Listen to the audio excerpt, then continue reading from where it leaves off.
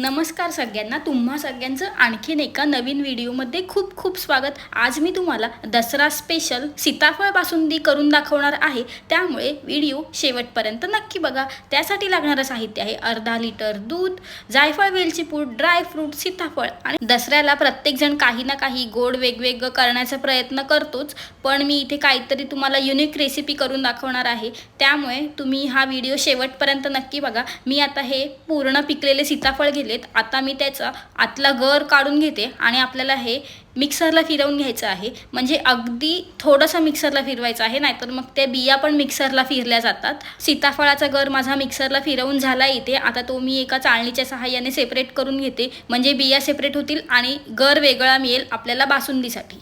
आता मी तुम्हाला बासुंदी बनवून दाखवते कशी बनवायची आहे ती। आता मी इथे गॅसवर एक कढई तापत ठेवते, त्याच्यामध्ये अर्धा लिटर दूध टाकायचं आहे। मी इथे फुल फॅट मिल्क घेतलंय, वारणाचं म्हशीचं दूध घेतलंय। तुम्ही फुल फॅट मिल्क कोणतंही वापरू शकता, तुमच्या इथे जे अवेलेबल दूध असेल ते तुम्ही वापरू शकता।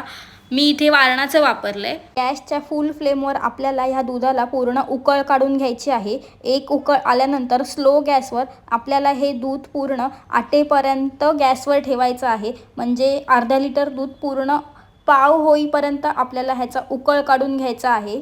दुधाला एक उकळ आला ना की त्याच्यामध्ये आपल्याला एक छोटी वाटी साखर टाकायची आहे। म्हणजे सीताफळा गोड असतंच ना, त्याच्यामुळे छोटी वाटी साखर टाका, नाहीतर मग बासुंदी जास्त गोड होते। कोणाकोणाला जास्त गोड आवडत नाही, म्हणजे आमच्या इथे जास्त गोड आवडत नाही, त्याच्यामुळे मी कमी प्रमाणात साखर टाकली आहे। जर तुम्हाला गोड जास्त आवडत असेल तर तुम्ही जास्त साखरसुद्धा वापरू शकता।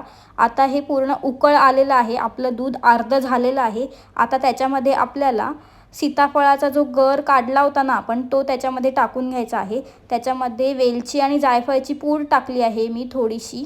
जायफळ आणि वेलचीची पूड टाकून झाल्यानंतर मी इथे थोडेसे ड्रायफ्रूट्स टाकलेत।